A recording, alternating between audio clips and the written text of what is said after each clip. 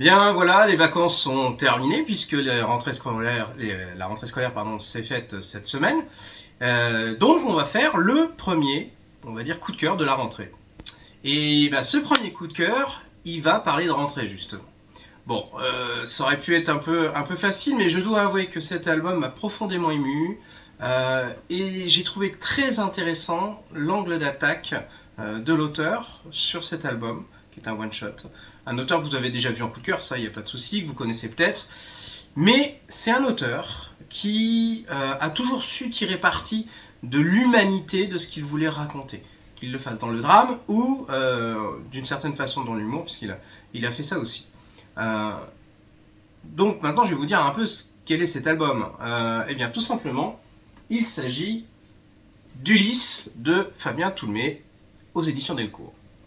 Donc, maintenant que je vous ai dit ça, si vous vous souvenez un peu, Ulysse, vous avez tout de suite à la prononciation, vous vous souvenez peut-être du coup de cœur Ulysse et Cyrano, vous avez déjà dit attention, on ne parle pas du même Ulysse. Et là, c'est Ulysse, U-L-I-S. On va parler de certaines classes spécialisées. Donc, Fabien Toulmé, vous le remettez peut-être pour pas mal d'albums. Ce qui l'a rendu célèbre pour le plus grand nombre, disons-le comme ça, c'est tout simplement l'Odyssée d'Hakim, dont vous vous souviendrez peut-être. Et la particularité aussi, enfin l'une des particularités de Fabien Toulmé, au-delà de ce que je vous ai cité, c'est qu'il a ce dessin qu'on pourrait qualifier de simple, mais attention, comme j'aime à le dire, surtout pas simpliste. Alors, la classe Ulysse, ça vous parle ou pas? C'est la question. Beaucoup d'entre nous en ont entendu parler, on voit un peu ce que c'est de loin, on a pu y être confronté en tant que parent, ou en tant qu'élève, alors pas directement, mais connaître des gens. Mais au final, c'est une classe, ou en tout cas un dispositif, que l'on connaît bien mal. Vraiment, vraiment, vraiment mal. Et c'est tout ce qu'a voulu mettre en lumière avec une immersion, avec un personnage fictif, euh, à travers son album Ulysse. Alors, pour la petite histoire, c'est quelque chose qu'il a déjà, on va dire, pensé. Je crois que c'est un album qui a mis 5-6 ans à se réaliser pour la simple bonne raison, d'après ce qu'on a pu lire en postface, c'est qu'il avait l'intention d'en faire un film. Il a été très loin d'ailleurs, a priori, dans, dans le projet. Malheureusement, comme il le dit lui-même, bah, l'alignement de planète n'était pas là pour que ça se réalise. Et il en a fait une BD. Et franchement, heureusement, ça aurait été bien de voir un film, mais je dois avouer que la BD est très très réussie, elle est parfaitement touchante, et puis en même temps, ça peut mettre en lumière certaines choses. Alors, qu'est-ce qu'on a? Qu'est-ce qu'on a derrière Ulysse? Eh ben, au départ, on a Yvan. Yvan, un informaticien, en burn-out total. Mais burn-out au point d'avoir mal au dos, le dos pété, enfin voilà exactement. Donc en plus d'une vraie pathologie, il se retrouve avec des souffrances qui sont liées à ce qui lui arrive. Bref, il décide de se reconvertir. Et va lui tomber, on va dire d'une certaine manière, comme un cheveu sur la soupe, cette reconversion en tant qu'AESH. Autrement dit, c'est une aide pour les élèves en situation de handicap. Alors vous connaissez peut-être ce terme, hein, en tout cas les parents souvent le connaissent parce qu'ils en ont entendu parler. On part toujours du principe, souvent en tout cas, que ces personnes, bah, c'est des personnes qui ont suivi une formation, etc.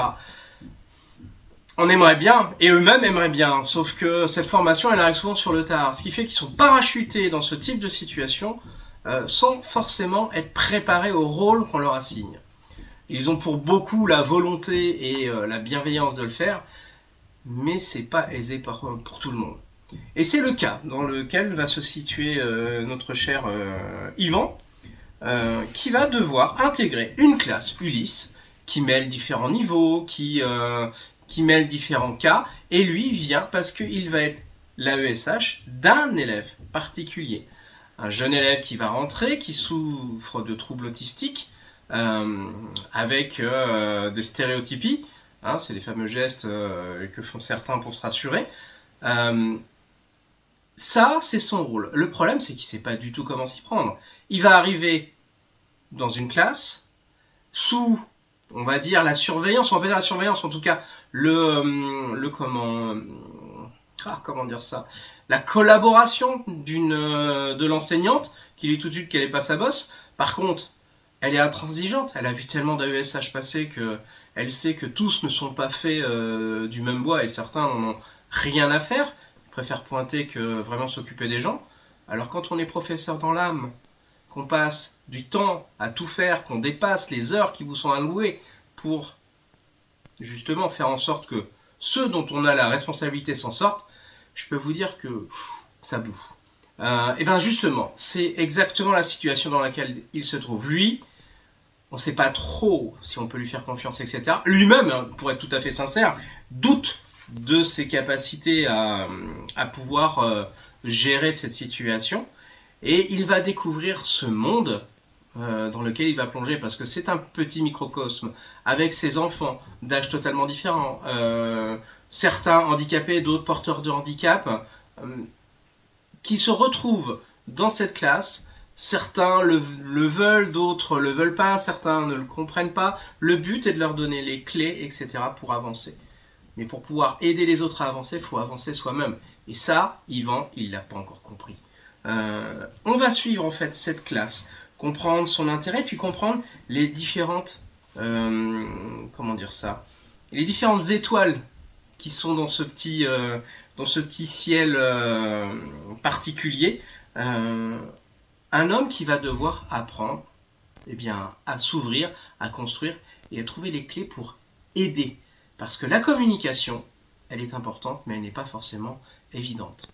Et on va suivre justement tout ce petit monde, ces rapports notamment entre enseignants qui n'ont pas tous le même avis, certains ayant des visions très archaïques de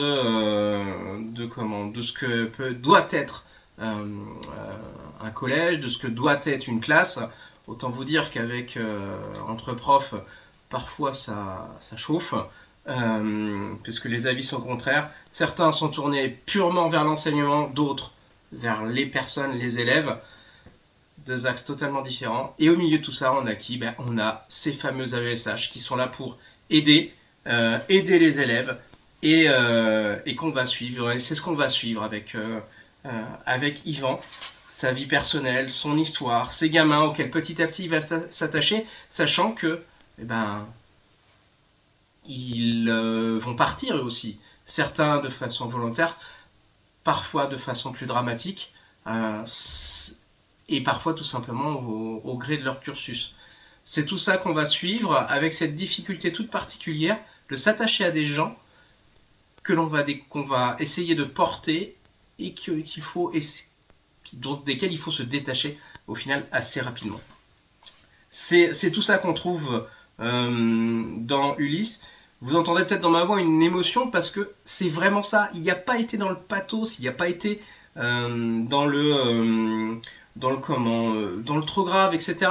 C'est juste vrai.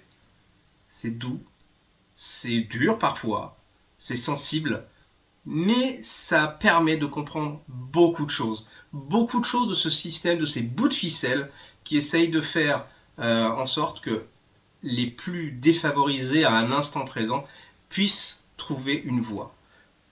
Et c'est tout ça qu'on va voir avec l'histoire d'Yvan. Autant vous dire que c'est magnifique, de bout en bout. C'est vraiment quelque chose qui est vraiment bien. Ça permet de comprendre certaines formes de handicap, ça permet de vraiment d'aller plus profond. Ça vous refera penser à certains films aussi, mais très sincèrement, là, faut le découvrir. Bon, ceux qui connaissent Fabien Toulevé, je pense qu'ils sont déjà convaincus, mais ça fait partie des coups de cœur de la rentrée. Je gage que je ne serai pas le seul à le mettre en coup de cœur, ou en tout cas, il va être partagé assez vite sur les réseaux. Donc franchement, allez-y parce que c'est une belle découverte.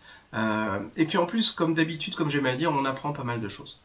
Donc pour ce premier coup de cœur, je vous conseille d'y aller. Ça vous donne une autre vision de tout ça. Et puis surtout, ça vous fait passer un bon moment. Alors, je vais vous souhaiter une bonne lecture, une bonne découverte. Comme d'habitude, si vous avez besoin d'en parler, vous savez où nous trouver. Et en attendant, le prochain coup de cœur, je vais vous souhaiter une bonne rentrée à vous aussi. Allez, au revoir.